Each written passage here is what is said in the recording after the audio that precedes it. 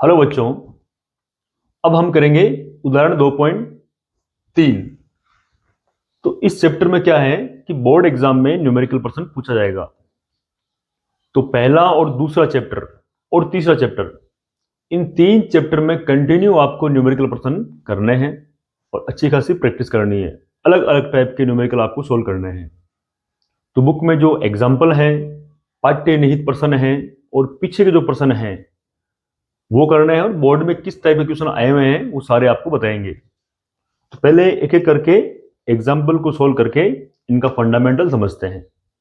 तो प्रश्न 2.3 में बताया हुआ है, पूछा है कि डेनियल सेल के लिए मानक सेल विभव है 1.1 वोल्ट और इस अभिक्रिया के लिए आपको मानक गिब्स ऊर्जा ज्ञात करनी है। ध्यान देना, एक तो होती है गिब्स ऊर्जा जिसमें यहां पर ये नहीं आएगा, यानी उसमें जो स्पीसीज है, आयन है, उनकी सांद्रता एक इकाई नहीं होती है। लेकिन जब मानक गिब्स ऊर्जा की बात करें तो समझ आना कि जो स्पीसीज है, Zn प्लस के आयन है, Cu प्लस के आयन है, उनकी सांद्रता एक इकाई है। और उस कंडीशन में आपको यहाँ पर ये सिंबल लगाना है।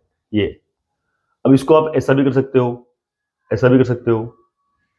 तो आपको मानक गिब्स ऊर्जा का परिकलन करना है और ये अभिक्रिया आपके पास में दी हुई है। तो हमारे पास में जो फॉर्मूला होता है मानक गिब्स ऊर्जा का, वो होता है डेल आर जी बराबर, ये ऊपर सिंबल लगाना है, माइनस एन एफ ई नोट सेल कर दिया हमने। अब एन का मान कितना है तो देखो कि जिस इलेक्ट्रोड पर ऑक्सीकरण हो रहा है वो इलेक्ट्रोड कितने इलेक्ट्रॉन त्याग रहा है या उसकी संयोजकता कितनी है, तो उसकी वो है संयोजकता 2। तो यहाँ पर एन का मान हो गया 2 और एफ जो होता है वो होता है 1 मोल जो इलेक्ट्रॉन होते हैं उनके ऊपर आवेश।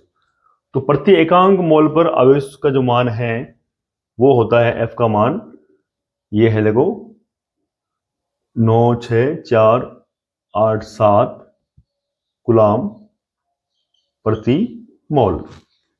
अब इसको अपन फिजिक्स की बात करें तो वहां पर लेते हैं 96,500 कूलाम प्रति मोल। तो ये आवेश का सबसे बड़ा मात्रक बोलते हैं इसको, और 1 मोल इलेक्ट्रॉनों पर जितना आवेश होता है उसे बोलते हैं फेराडे। तो यहां पर हमें इसका मान ये लेना है और ये ले तो भी कोई ज्यादा बड़ी बात नहीं है। तो हमने इसका मान ये लिया है कूलाम मोल इनवर्स, और ई नोट सेल का मान दिया हुआ है 1.1, यानी मानक सेल विभव दिया, जो मान है मानक सेल विभव का वो हमारे पास में दिया हुआ है। तो इसका मान यहां रख देंगे। अब देखो 2 को इससे गुणा करके फिर 1.1 से गुणा करेंगे तो हमारे पास में आएगा ये संख्या, और कूलाम मोल इनवर्स और वोल्ट जो होता है उसको लिखेंगे हम जूल प्रति कूलाम, क्योंकि हम जानते हैं कि V बराबर होता है W बटा Q। तो W हो गया कार्य और Q हो गया आवेश, तो जूल प्रति कूलाम। अब क्या होगा, कूलाम से कूलाम कट जाएगा, कैंसिल हो जाएगा, तो एक बचेगा जूल, एक बचेगा मोल इनवर्स। और इसमें जो ये दशमलव बिंदु अगर इसको यहां ले जाएंगे, हम यहां ले जाएंगे तो ये 3 डिजिट को क्रॉस कर रहा है। तो ऐसी कंडीशन में हम यहां पॉइंट लगाकर और 2 7 1 करके इंटू करेंगे 10 की घात 3, और जूल मोल इनवर्स, कूलाम से कूलाम तो कैंसिल हो गया।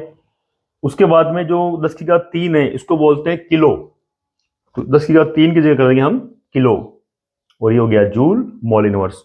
तो हमारे पास में जो मानक गिब्स ऊर्जा का जो मान आया है वो आया है डेल आर जी, और ये नोट लगा देना, बराबर minus 212.271 kilo joule mole inverse. तो इस टाइप के गिब्स ऊर्जा के लिए आपको फॉर्मूला ध्यान रखना है। मानक की बात करें तो आपको ये लगाना है यहां पर, और सीधी गिब्स की बात करें तो आपको ये नहीं लगाना है, ये आपको ध्यान देना है। तो ऐसे बेसिक बेसिक जो एग्जाम्पल है क्वेश्चन है न्यूमेरिकल, उनमें आपको धीरे धीरे पकड़ बनानी है ताकि बोर्ड एग्जाम में क्वेश्चन आए तो आपको समझ में आए करना क्या है उसके अंदर। हालांकि बोर्ड एग्जाम में जो भी नंबर वगैरह आते हैं, क्वेश्चन आते हैं, उसमें कैलकुलेशन इतनी हार्ड नहीं होती, सिंपल कैलकुलेशन होती है, तो उसमें इतना जोर नहीं आएगा आपको।